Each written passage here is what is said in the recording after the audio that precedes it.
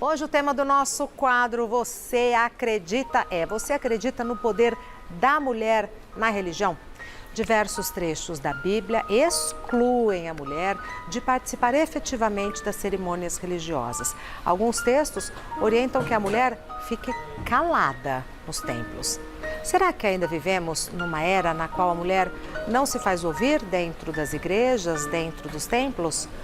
Aqui, nós, no Mulheres, ficamos pensando nisso e assim no que nós poderíamos atrapalhar ao invés de colaborar. Será mesmo que através dos tempos isso está mudando ou ainda hoje, para muitos, igreja não é lugar de fala para a mulher? Esse é o nosso tema de hoje. Nós contamos com ele, doutor Juarez. Padre Juarez. Eu vi autoridade aqui na minha frente. Tudo bem, padre? Ainda não pode cumprimentar direito, né? Tem que ser meio de longe assim. Mas tá passando. Tá passando, é isso mesmo. Não, mas você é doutor. Você não é doutor ou não? Eu, na verdade, eu não tenho doutorado. Eu tenho todas essas faculdades, mas não fiz doutorado, não. Tem uns padres, colegas meus, são todos doutores, aquela coisa e tal. Mas eu não fiz doutorado, não. Eu tenho a filosofia, a teologia e tal, mas não fiz doutorado, Mas seja muito bem-vindo, sempre. Obrigado. Estamos aqui com a sacerdotisa Milene Sintra. Que linda, seja muito bem-vinda. Muito obrigada, Rê. Seja muito bem-vinda. Agradeço. E estamos também com a Monja Cohen, que vai conversar conosco por Skype. Monja, seja muito bem-vinda. Um prazer estar com vocês. Todo nosso, aliás, eu já agradeço de antemão a todos que ali separaram um espaço na agenda, porque eu sei que o tempo é complicado para todo mundo. Mas é muito gostoso vir aqui, sempre, é muito gostoso, é uma alegria, viu? Estávamos com saudades deste quadro. Eu também não estava me chamando mais para vir aqui, eu acho que a Paulinha está me boicotando, deve ser. Vou começar com a sacerdotisa. Qual a influência, qual o poder da mulher nas religiões, sob o seu ponto de vista? Rê, a mulher é muito importante na religião. Ela é um pilar social, né? O contexto feminino acaba trabalhando muito o emocional. Então, dentro da religião, nós fazemos um acolhimento, né? Nós podemos receber as pessoas, acolher, equilibrar seus campos e, claro, né, passar adiante informações e cultura. Você conhece a Umbanda? Muito pouco. A Umbanda é uma religião exclusivamente brasileira. Ela nasceu no Brasil e uniu, né, vários cultos. Ou seja, ela tem uma base católica, traz também conhecimentos indígenas e une outras religiões. E é a única religião brasileira. 100% brasileira. É verdade, né? Niterói, não é? Que começou em Niterói, não foi? Isso, com Zélio Fernandino de Moraes, em 1908. Que começou, é uma religião genuinamente brasileira. Muito bonita mesmo. E eu queria saber o ponto de vista da Monja Cohen. É interessante porque quando Shakyamuni Buda se tornou monge, a mãe adotiva dele pediu para ser monja também. E naquela época as mulheres na Índia, estamos falando de 2.600 anos atrás, as mulheres na Índia não eram permitidas participar das práticas religiosas. Uma das razões é por causa das invasões. E quando haviam invasões dos arianos, eles obrigavam a ter relações com as mulheres e eles consideravam que elas iam contar segredos da tradição para os invasores. Mas quando chega a mãe adotiva de Buda e ela pede para ser monja, ele acaba concordando. Então, nós temos a linhagem masculina e feminina que surge simultaneamente. Claro que nem sempre tivemos a mesma posição que os homens dentro da igreja, dentro das nossas ordens. Em 1945, aproximadamente, uma jovem senhora, uma jovem monja, chamada Kojima Sensei, percorreu o país inteirinho exigindo equidade. Equidade entre monjas e monges. E ela conseguiu. Então, desde 1945, nós monjas temos as mesmas direitos e deveres dos monges. Ou seja, podemos fazer todos os sacramentos, casamentos, ordenações como os monges. Isso é uma característica do budismo japonês. Não há diferença, então, entre os gêneros? Não. Nos ofícios, nas tradições, não. Claro que os templos masculinos continuam sendo maiores, os das monjas são menorzinhos, mas a minha superiora, ela foi nomeada agora, o cargo seria abaixo do Supremo Prelado, logo abaixo dele, a primeira vez que uma mulher foi nomeada para esse cargo, foi este ano.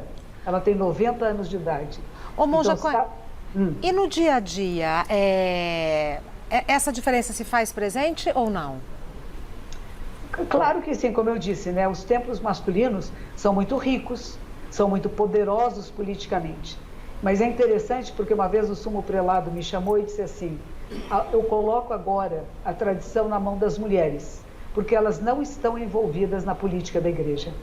Olha que interessante. Muito. Vocês estão vivendo a verdadeira tradição, Exato. enquanto muitos dos homens estão tão envolvidos nas questões políticas internas que acabam deixando de fazer a prática essencial. Eu fiquei muito honrada de ouvir isso, não foi só para mim, ele estava falando para todas nós, monjas na época, né? E é um pouco isso. No momento em que muito tempo as mulheres não foram incluídas, nós monjas no passado ouvíamos as preces, as tratativas, os ensinamentos escondidas atrás das colunas. Olha. As mulheres serviam nos templos para fazer chá, lavar roupa, trabalhar na cozinha, serviam como serviçais para os monges. Até que 4 monjas, não fazem nem 200 anos, elas se reuniram e disseram: vamos abrir um templo para mulheres, um centro de estudos feminino, e elas abriram. E foi nesse mosteiro que eu acabei fazendo a minha formação lá no Japão. E como eu disse, a minha superior agora, ela é considerada do nível superior entre todos os monges e monjas do budismo japonês. Isso é raro, isso é novo, ainda está acontecendo agora. Muito obrigada, monja. Na Igreja Católica, a gente sabe que... Não, aí que é uma coisa interessante. Diga. Há um equívoco quando as pessoas acham que de repente a igreja é machista ou que a tradição judaico-cristã é machista. Há um equívoco pelo seguinte: a gente não pode confundir o machismo que existe arraigado na sociedade, que isso influencia em todas as religiões. A monja acabou de dizer, a Milene vai até poder dizer também, mas existe mais um machismo que existe, essa superioridade que o homem acha que tem, que Freud já explicou, que de repente ele se acha mais do que a mulher. É claro que isso chega a influenciar nas diversas tradições religiosas, mas não porque a tradição religiosa seja machista. Eu vou explicar por quê. Quando você vê a tradição cristã, ela vem do judaísmo. O judaísmo, no primeiro impacto, a gente fala: nossa, mas é uma religião machista? Mas não. O judaísmo, ele foi feito e o povo de Deus foi se formando com a ajuda de grandes mulheres. Nós temos mulheres juízas numa época em que Débora é uma mulher juíza, que ela é a responsável por ter a vitória de uma batalha. As mulheres na Bíblia são interessantíssimas. São mulheres como Ruth, que consegue, de repente, uma vitória para o seu povo. São mulheres como Raquel, né, que tem uma posição forte diante do marido. E olha que interessante no judaísmo. No judaísmo é considerado judeu só quem vem da mãe. A mãe é que determina, Então a gente fala, e aliás, o relato bíblico da criação também é um relato muito interessante. Quando o relato bíblico diz que o homem saiu do lado da mulher, a palavra que nós usamos é costela, ou costado, que significa lado. Não é uma costela como se fosse uma costela de churrascaria, não é isso. O lado significa do lado. Porque o relato bíblico tem o cuidado de dizer: o homem não é maior do que a mulher, nem menor, o homem está do lado da mulher. E no cristianismo, veja que interessante, as pessoas falam: nossa, e eu quero até falar sobre isso se tiver tempo, por que não pode ser padre? Porque na Igreja Católica, a Igreja Católica é uma igreja eminentemente materna e feminina.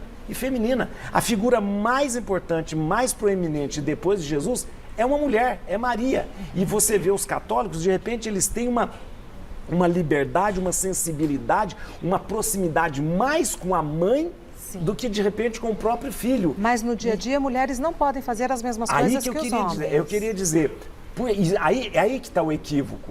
Porque, na verdade, ser padre, as pessoas no todo pensam que ser padre é um privilégio. Não é um privilégio. Nós chamamos de ministério, ou seja, serviço, ministério, não é privilégio. Eu não posso me achar, por ser padre, melhor do que outras pessoas que não são, de maneira alguma. Eu não posso me considerar melhor porque uma pessoa não é padre. É um ministério. O ministério significa serviço. Na igreja, a compreensão da igreja é que a gente vai servir dentro da igreja nos diversos ministérios. nos diversos ministérios. Então, um serve como padre, outro serve como consagrado, outro serve, mas não é graus de... Sim. Não é graus, o ministério. A igreja a igreja viu como uma função ministerial do padre, do sacerdote católico, se está ligado ao homem, por uma questão quase que de tradição e bíblica, vendo que naquele momento Jesus tinha escolhido junto deles os apóstolos que estavam ali no momento em que ele dá o mandato da Eucaristia. Jesus não só escolhe homens, aliás, Jesus, ele rompe uma tradição muito grande, ele escolhe mulheres para estar com ele. Aliás, mulheres estavam com Jesus, Maria Madalena, Maria de Cleofas, mulheres acompanhavam Jesus. No início do cristianismo, nós temos mulheres, né, como Febe, que é uma diaconisa, nós temos muitas mulheres. Agora, já estou terminando, para não mandar parar de falar, já estou terminando. Agora, o que acontece? Esse machismo, né? O machismo, na verdade, é o fato da pessoa se sentir melhor do que o outro por ser homem, né? Esse machismo, ele já está impregnado na sociedade de tal forma que a gente deixa isso compuscar a tradição religiosa, todas as tradições religiosas. Tá. E essa tradição do padre continuar exercendo o seu ministério, desenvolvendo as suas atividades e tal, vai continuar porque não há perspectiva das mulheres passarem a exercer essas mesmas atividades. Duas vezes já teve, vezes, quando João Paulo II respondeu sobre isso, o Papa Francisco também respondeu sobre isso e diz que na igreja não vai mudar. Não vai mudar e ele explica justamente porque é o seguinte, porque o ministério do padre, ele é tão importante como o ministério que a mulher hoje empreende na igreja. E veja uma coisa, se não fossem as mulheres hoje na igreja, nós estaríamos perdidos? Estaríamos perdidos, porque se você for na minha paróquia, a maior parte dos ministros que me ajudam no dia a dia são mulheres que são as catequistas, são mulheres que estão... Aliás, na missa, se você mandar levantar a mão, só vem, levanta a mão mulher. Hoje eu vou celebrar a missa daqui a pouco, eu posso contar quantos homens e quantas mulheres. Hoje o Fefito está ali monitorando as nossas redes sociais. Fefito, como é que está a nossa enquete? Oi, gente! E aí, cheguei, tava com saudades do padre. Fazia muito tempo que eu não ouvia a palavra dele. Eu sou muito fã da monja Coen, da sacerdotisa, nem precisa dizer também. Se você tem comentários para falar sobre eles, para mandar sobre eles, vai no @Gazeta Mulheres e manda pra gente. Já tem alguns aqui que eu separei, olha só. A monja Coen é maravilhosa, disse a Maria Eunice. A Deise também está aplaudindo. A Natália falou que está adorando. Sempre bom ouvir os ensinamentos. Muito bom. Se você quer ter sua mensagem lida aqui no Mulheres ou tirar uma dúvida com algum dos três, por favor, manda que eu vou me esforçar para tirar todas elas. O padre acabou de falar que Maria é uma mulher símbolo, uma referência no catolicismo. Sim. Queria saber, Milene, se na Umbanda também há uma figura que seja uma referência, um símbolo. Olha que interessante. Na Umbanda, Iemanjá é um símbolo. Todos cultuam Iemanjá sem saber que necessariamente ela está ligada a um culto africano. As pessoas já reconhecem porque tem essa ligação com Nossa Senhora, né? A ideia desse feminino. O padre te deu uma resposta e eu comentei com ele, nós estávamos ali batendo um papinho, e eu disse para ele, eu cresci num berço católico. Eu também. E aí, estudando num colégio católico, dando aula de catecismo, eu vi que a igreja não me dava espaço. Porque eu queria fazer o que os padres faziam. Eu queria ministrar um culto, eu queria acolher essas pessoas. E aí a Umbanda me acolheu para que eu pudesse ser essa líder religiosa e estar ministrando cultos e acolhendo pessoas dessa forma. Provavelmente a igreja não vai abrir esse espaço para o feminino tão cedo. O padre falou que não vai mudar a tradição. Ser padre, porque da igreja não é só ser padre. Dentro da igreja existe um leque enorme. Por exemplo, você fala de estar de repente pregando e falando. Hoje quem faz toda a parte de formação, de catequese, como eu disse, dentro das igrejas são as mulheres. São as grandes teólogas que nós temos hoje. Grandes teólogas que nós temos hoje são mulheres hoje na igreja, que tem um estudo profundo da teologia. O monge, no budismo há uma figura assim que seja uma referência feminina? Não exatamente feminina. Nós temos Budas e Bodhisattvas, que são homens e mulheres. Budas não são só homens. Seres que despertam não são só homens e mulheres. E nós temos uma imagem chamada Kannon, que é aquele que observa em profundidade os lamentos do mundo. Não é que ouve, que vê a necessidade verdadeira e atende.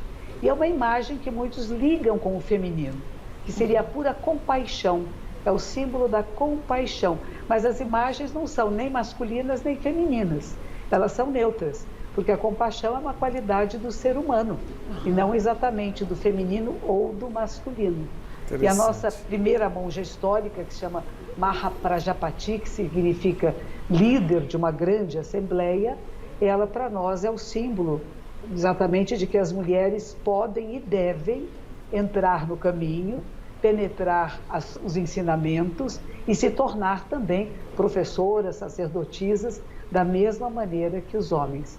Isso é recente, como eu falei, no Japão, é depois de 1945, porque muitos monges foram para a guerra, morreram, não tinha quem fizesse os cultos, não tinha quem fizesse os enterros, e aí essa monja correu o Japão inteirinho dizendo, peraí, nós podemos fazer. E ela permitiu que nós, monjas, conseguiu que as lideranças políticas aceitassem. Uma outra coisa que é diferente no budismo japonês ao qual eu pertenço, é que pode haver casamento entre os monges, por isso que o nome monge não é bem adequado, né? Eles podem se casar, os monges e as monjas podem se casar, ter filhos e ter família, porque acredita-se que é da natureza humana e nada que vá contra a natureza seja muito saudável. Porque houve uma época de guerras no Japão e que descobriram atrás dos templos masculinos famílias. E o imperador chamou a liderança e disse, filhos, se vocês não conseguem manter os preceitos, vamos atualizá-los. E o preceito que dizia não manter relações sexuais, colocou-se uma palavra no final, não manter relações sexuais impróprias. E o que é próprio seria o casamento monogâmico. E a partir disto, os monges passaram a se casar, o que foi bom para a nossa própria ordem, porque os filhos foram ser monges e a tradição pôde ter continuidade. É interessante isso, né? Muito. Mas isso é Japão, viu? Não é no todo o budismo do mundo todo. Ô, monja, eu sei que a monja tem um horário aqui específico para ficar conosco. A hora que a monja precisar se retirar, por favor, me avise para que a gente possa se despedir adequadamente, viu, monja? Obrigada. Mas sabe que no campo da religião é interessante, a gente ter, quando a gente pega o texto bíblico e o texto, principalmente do Antigo Testamento, a relação de Deus com a humanidade é uma relação materna. Embora a gente tenha, a gente chame Deus de Pai, Deus Pai, o Pai está ligado à questão de provedor, mas a relação de Deus, quando você lê o texto bíblico dos profetas e mesmo a relação de Deus com o seu povo é uma relação materna. Vários textos dizem, olha, eu te amamentei, Israel. Né? Quem amamenta? É a mãe. Né? Mas será que Deus tem gênero? Não tem, por isso que eu estou dizendo, não tem. Por quê? Mas, olha que coisa forte que existe na religião. Eu te amamentei, eu te banhei.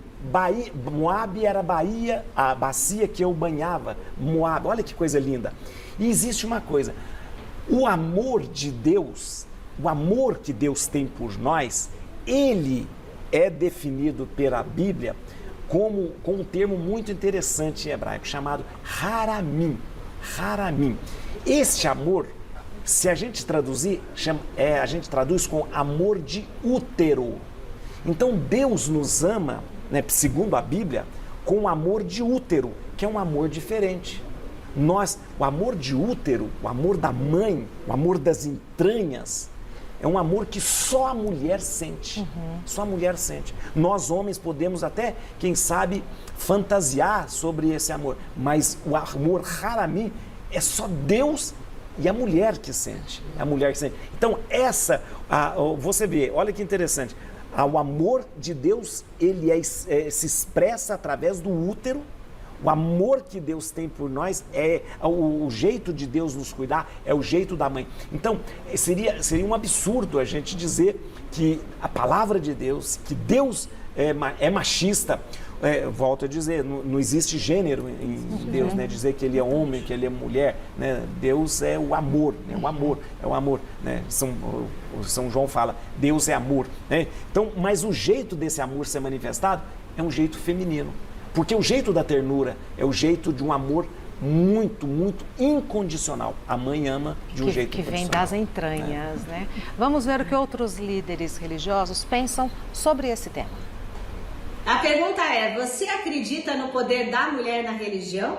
Sim, acreditamos, pois na doutrina da Seichonoye aprendemos que na essência todos somos filhos de Deus. E através do seu envolvimento religioso e da manifestação dos seus dons peculiares femininos no seu dia a dia, a mulher auxilia todos os demais no despertar da sua natureza divina. Eu acredito sim, piamente, conscientemente, credulamente, todos os meios que vocês imaginarem, eu acredito sim que a mulher tem um poder muito grande dentro da religiosidade. No judaísmo, não há luta competitiva entre os gêneros. O homem e a mulher têm seus respectivos papéis de acordo com sua vocação e qualidades interiores. Nosso espírito, ele não tem sexo. Ele, ora, vem no corpo masculino ou feminino e que isso é determinado por experiências que temos que passar aqui. Mas Kardec, né, ali foi nosso codificador, pôs em ordem ali a nossa doutrina, e ele trabalha com as irmãs Fox, que eram mulheres onde começaram os fenômenos dessa parte mais moderna aqui. A religião de matriz africana foi fundada por 3 princesas que chegaram ao Brasil e fundaram o candomblé, que era matriarcal. Chico também, maravilhoso, né? Nos coloca ali sempre a presença de sua mãe, dando forças. E então a espiritualidade realmente coloca com respeito e igualdade homens e mulheres, não fazendo distinção de maneira alguma. Os sábios de Israel nos ensinam: as diferenças entre mulheres e homens são expressas em suas ações, mas isso não determina valor enquanto pessoa, no sentido de quem vale mais ou tem maior relevância existencial. Um completa o outro. E eu acredito no poder das mulheres dentro e fora da religião cristã.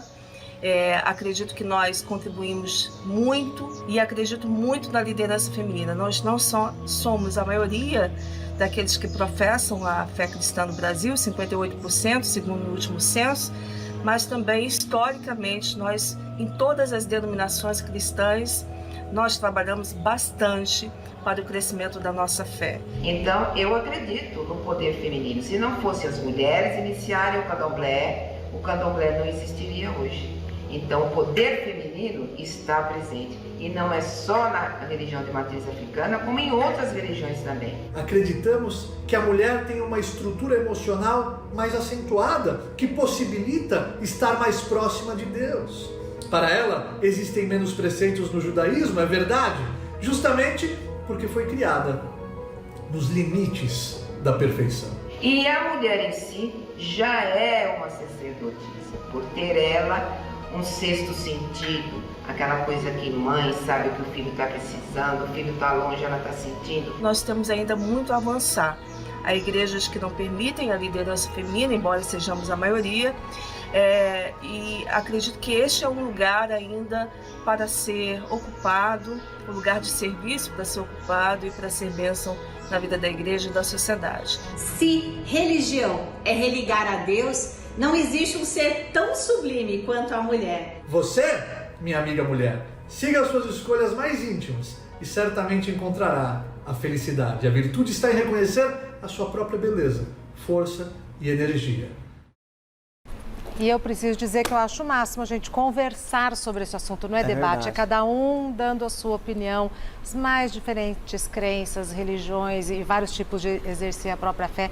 Eu acho um privilégio estar aqui, muito obrigada. Queria saber o que o pessoal de casa está falando, Fefito. O pessoal tá adorando e tá debatendo aqui nas redes sociais, viu? Olha, a Cristiane Dourado de Mello disse que diminuir a mulher na religião é diminuir o amor de Deus. Isso mesmo. Isso mesmo. A mulher tem que estar em todas as áreas da sociedade. A Ana adora a Monja Cohen, olha. A Maria Eunice estava com saudades desse quadro. A Sandra Santana achou super interessante a pauta e disse que o mesmo acontece na ordem maçônica, mas nem todo mundo aceita as mulheres, segundo ela. Muita gente aqui tá levantando uma polêmica, padre. É? Juarez. Ah. Porque o padre falou que Deus não é machista, uma vez que Deus pode ser homem, pode ser mulher, todos somos feitos à imagem e semelhança de Deus. Mas a igreja não pode ser machista? Muita gente acha que igrejas ordenam mulheres, mas outras não ordenam, por exemplo. A igreja não pode ser um ambiente machista, padre? Sim, e é interessante. A palavra de Deus não é machista, a Bíblia não é machista, mas quem é que interpreta a Bíblia? Quem é que, de repente, faz com que a palavra de Deus seja as pessoas? Somos nós. Então, é a nossa compreensão machista que passamos. A monja Coen estava falando que existe em todas as tradições, e ela mesmo disse, mesmo que haja esse avanço grandioso no budismo japonês, ainda existe uma diferença. Por quê? Porque isso está na sociedade. O que nós precisamos vencer o machismo é na sociedade, nós precisamos vencer isso, né? Agora, e é interessante que ela fala, quando a gente fala assim, não é a igreja que provoca isso, nós somos ligados, e às vezes até o pregador, ele vai ser machista, mas ele vai pregar a partir das suas convicções, né? Alguém que vai, de repente, fazer qualquer religião, vai fazer uma preleção, vai fazer um sermão, ele coloca às vezes esse sentimento machista. O que eu estou querendo dizer é que Deus não é machista, a palavra de Deus não é machista, a igreja não é machista, mas nós deixamos nos contaminar, porque na verdade o machismo é uma contaminação. Toda vez que a gente quer ser melhor do que o outro em alguma coisa e usar o gênero para isso é ruim, é prejudicial, Então, mais uma vez, o Fefito, é interessante, volto a dizer o que eu estava dizendo. As pessoas se apegam ao fato, mas por que só tem padre homem, não tem padre mulher, madre mulher, ou algumas atividades só podem ser exercidas por homens. Olha aqui, por exemplo, hoje para enterros nós temos as mulheres que fazem são ministras da Ezequiel, elas que atendem, a maior parte dos enterros são as mulheres que atendem. Hoje nós temos as mulheres que visitam os doentes para levar a Eucaristia. O que nós não podemos fazer? Né? Celebrar casamento? Celebrar a missa, que a missa que é o sacramento da Eucaristia, atender confissões, né, que está ligado ao sacerdócio, os sacramentos que estão ligados ao sacerdócio. Mas isso eu queria voltar a dizer, isso não é por um privilégio, não é porque a pessoa é melhor, é um serviço dentro da igreja, um serviço que pela tradição, são 2000 anos de tradição, destinado aos homens fazer isso, Mas as mulheres, sempre elas estiveram muito dentro da igreja. Veja uma coisa que é interessante a gente saber da história. As paróquias, as igrejas, elas foram organizadas e sustentadas por mulheres. Uma das grandes mulheres que nós temos, que ajudou Paulo a evangelizar, chamava Lídia. Lídia era uma mulher rica, comerciante de púrpura, que era um corante muito caro, e ela que organizou e financiou muito das igrejas. As igrejas começavam nas casas das mulheres, geralmente mulheres que convenciam o marido, começavam ali. Como é que as paróquias, que a gente tem essa paróquia, questão de circunscrição, essa é a paróquia tal, essa é a paróquia tal. Por quê? Porque no início do cristianismo, as mulheres abriam suas casas e falavam, vamos celebrar aqui. Sim. Logo que o cristianismo começou a... Então, elas é que são as grandes cresci num lar católico como a sacerdotisa Milene e grande parte, né, eu acho que do nosso país. Mas na hora do protagonismo, elas dão um passinho atrás para que os homens apareçam. Mas qual o protagonismo? É isso que eu estou falando. O ser protagonista, eu não entendo, volto a dizer. Como protagonismo. A gente não entende. Poder fazer algumas atividades é tirar o protagonismo. Não, eu não entendo. Volto a dizer, eu não entendo. Eu não estou entendendo onde que você quer chegar. Por exemplo, por que você acha que é mais importante... Não disse que é mais importante. Eu disse, à medida que alguém diz, você não pode passar daqui, você não pode exercer esta atividade, eu acho que isso é limitador. Não é? Não, porque não é o seguinte... Padre? Não, porque eu não estou deixando, eu estou deixando, fazendo diferenças naquelas atitudes. Não, é porque essas acusações... Não, eu não estou acusando, eu estou conversando, pelo amor de Deus. Eu digo assim, eu estou conversando, porque estou me sentindo à vontade e acolhida. Sim, as acusações que fazem, a igreja é machista, é isso que eu quero entender. Quando as pessoas acham que o protagonismo é ser padre, né? O protagonismo é ocupar o espaço que você deseja. A hora que falam, não, daqui você não pode passar... Mas na igreja, a mulher ela tem muitas atividades, muitas atividades. Sim. As mulheres são teólogas, são professoras, são formadoras. Eu tive, no convento, eu tive mulheres professoras que me ensinavam teologia, né? Então, o que eu estou tentando dizer que há um sentimento mesmo, há um sentimento machista na sociedade. Mas eu não posso dizer que de repente, a igreja imbuída de machismo, ela separa e ela diminui a mulher. Eu não posso dizer que a igreja diminui a mulher se a mulher tem um protagonismo dentro da igreja em várias coisas que ela faz, em várias coisas que ela está fazendo junto do padre. Tem coisas que eu não vou fazer que a mulher faz, né? Tem coisas que eu não vou fazer. Então, há ministérios diferentes, né? Isso a igreja sempre teve muito claro que há dons e serviços diferentes para serem, mas nenhum é maior, nenhum melhor. Sim. São Paulo dizia que o maior dom é o amor, né? Esse é o amor, né? A monja quer falar alguma coisa? Perdão. Então, tem algumas coisas interessantes que o padre Juarez falou. Porque antigamente a igreja era protagonista de mudanças sociais. Sim. Se a gente pensar, Jesus de Nazaré era um revolucionário, né? Não deixa jogar pedra em Maria Madalena, ele acolhe as mulheres na sua comunidade como seus pares. Então, era protagonista de mudanças sociais. E o que aconteceu com o tempo? Na hora que vira uma instituição, em vez dela fazer as mudanças, ela sofre a influência da sociedade como está.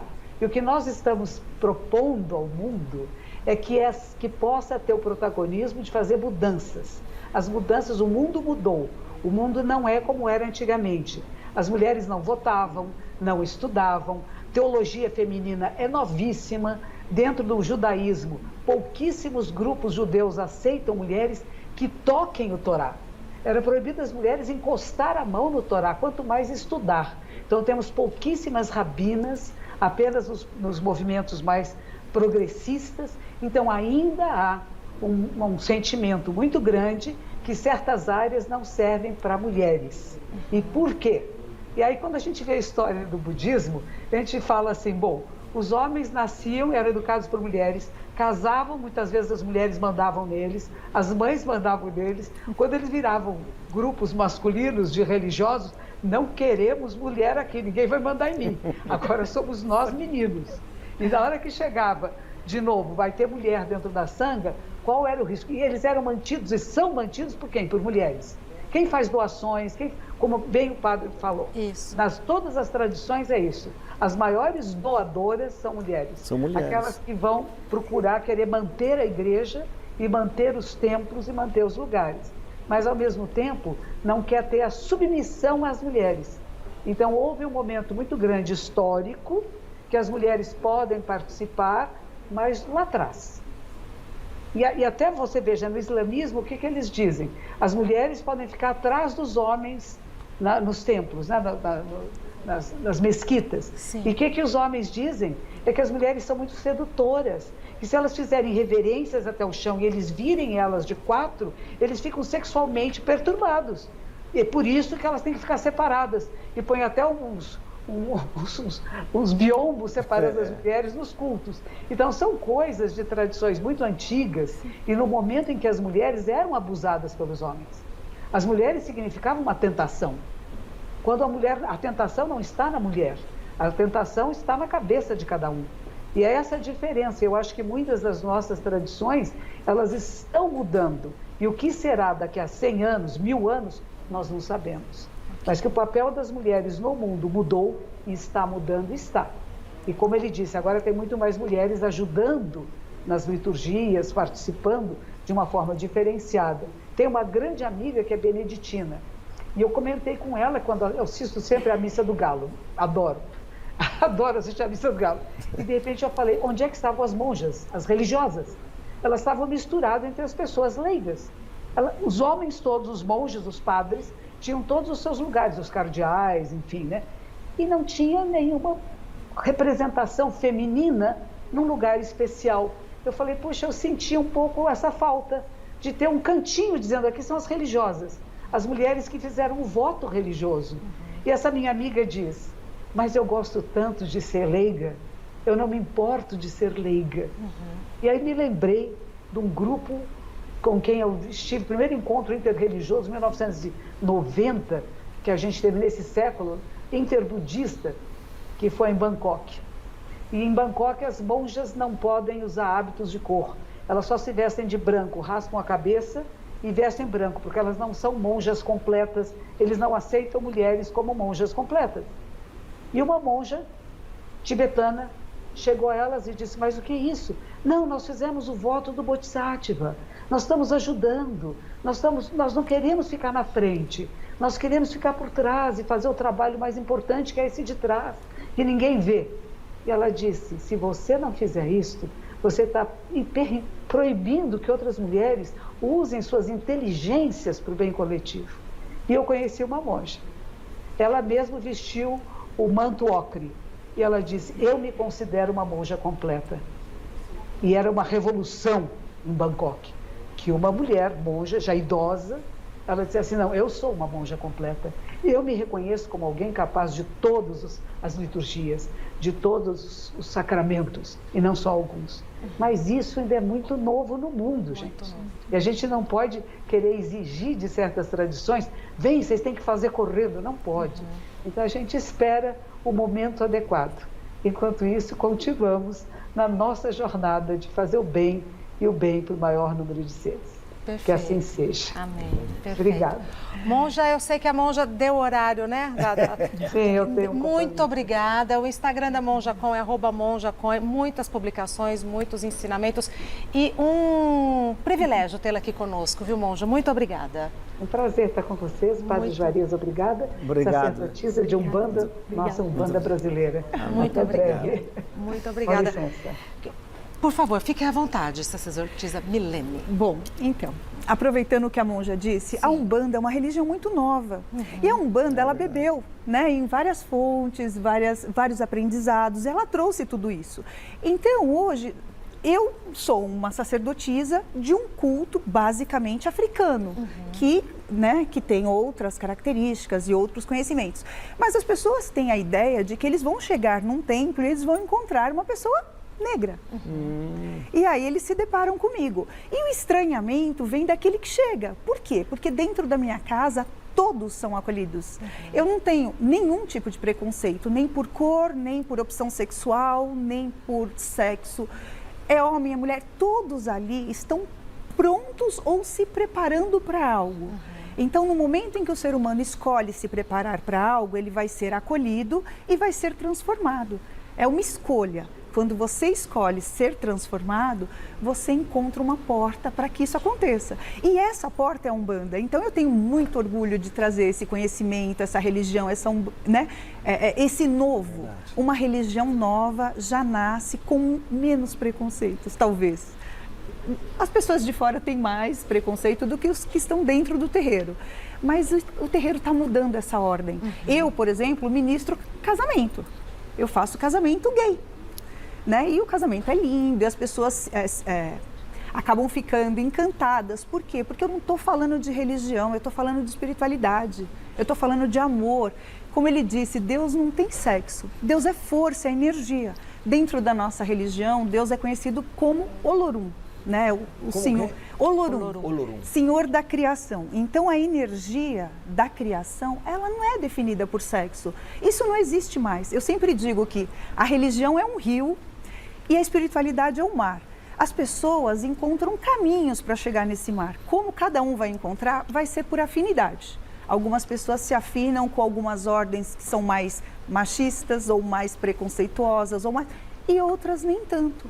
Então eu acho que o ser humano hoje ele tem muitas opções para procurar um caminho para se espiritualizar. A gente precisa encerrar, eu queria que você fizesse as considerações finais e o Padre Juarez também. Bom, hoje, né, o Dia da Mulher, Eu acho muito importante esse dia, porque é um dia de luta, né? As mulheres estão sempre procurando um lugar para se posicionar. Eu tenho orgulho de ser uma sacerdotisa de Umbanda, né? Eu estou bem posicionada dentro da religião. Eu consigo falar com muitas mulheres e dizer para as mulheres que elas podem ser o que elas quiserem. Então, estou eu aqui para dizer que a mulher tem força para se posicionar sim. E eu acho que é uma questão de ordem. Se posiciona e o mundo vai te acolher. Acho que é isso. O seu Instagram é @sacerdotisa_Milene_Sintra. @sacerdotisa.Milene_Sintra. E @Templo Rio Azul, que é o templo onde eu estou acolhendo as pessoas hoje. Tá, Padre Juarez, e depois a gente vai ouvir do Fefito um comentário para encerrar o nosso encontro de hoje. Eu queria dizer, eu acho que nesse Dia da Mulher, aliás, nem era para aqui, hoje é Dia da Mulher, devia só ter uma mulher aqui falando, né? Mas eu acho interessante a gente lembrar que esse Dia da Mulher, ele precisa ser vivido, precisa ser na prática mesmo, na prática, né? A gente tem muito discurso, no Dia da Mulher a gente tem muito discurso, né? E eu acho interessante trazer esses assuntos e lembrar que há preconceito, precisa lutar contra, há machismo, precisa lutar contra, porque não cabe no mundo de hoje mais a pessoa se achar melhor do que o outro, porque ela é homem, porque ela é mulher, ela não pode a pessoa se achar melhor ou pior por causa do gênero, que é um absurdo, a gente pense isso, né? E na verdade, a gente precisa, e eu acho que nesse Dia da Mulher eu queria lembrar de mulheres que hoje atualmente, das mulheres ucranianas que hoje sofrem de uma maneira horrível, como todas as mulheres da guerra e na guerra sofrem. Ali a gente vê a maior vulnerabilidade de um ser humano, mas mais de uma mulher. Porque geralmente na guerra a mulher sofre mais, a mulher sofre mais. É ela que fica abandonada, é ela que fica sozinha, é ela que fica viúva, é ela que cuida da família, é ela que é o sustentáculo, né? Então eu queria lembrar nesse dia da mulher, lembrar principalmente dessas mulheres que sofrem, e sofrem de uma maneira terrível, viu? Obrigado por ter chamado. Não, imagina, sempre um prazer recebê-lo. O Instagram do Padre Juarez é @Padre Juarez. Pronto. Fefito, um comentário. Fefito, vamos lá. Olha, teve um monte de mensagem aqui, vou ler brevemente algumas. A Dani Pimentinha disse que na Umbanda eles cultivam as iabas, as orixás femininas, dentre elas Oxum e Iemanjá. A Betsy Magnoni adorou ouvir a monja, o padre e a sacerdotisa. A Mandy falou aqui, ó, a Bíblia é inclusiva, o machismo que é estrutural são coisas distintas. As mulheres têm muita importância para o cristianismo e eu sou cristã protestante, diz ela. O Alex diz interessante que a igreja anglicana ordena mulheres, inclusive para o ministério episcopal. Sim. A apostólica, como o próprio padre disse, tinha mulheres no serviço diaconal, mas infelizmente não mantém o ministério para mulheres. A religião católica afasta muitos fiéis, diz a Silvia, por isso que ela foi para o espiritismo. A monja Cohen é maravilhosa, diz a Scafuri. E o Mosório falou aqui, acredita que a mulher é muito mais poderosa do que imaginam as religiões. Elas, inclusive, as religiões, só existem por causa das mulheres. Grupos religiosos que colocam mulher sempre abaixo deles só demonstram machismo e hipocrisia. Você vê que tá todo mundo muito empoderado, cheio de opinião. Eu só tenho a dizer que aprendi muito com essa conversa e vou reforçar nesse dia 8, Dia Internacional da Mulher, e também aniversário de Hebe Camargo, lugar da mulher é onde ela quiser. Fefito, muito obrigada. Muito obrigada por terem vindo. É muito gostoso conversar. Não é? Obrigado, muito ouvir as pessoas. Até breve. Até breve, então. Até breve. Até breve.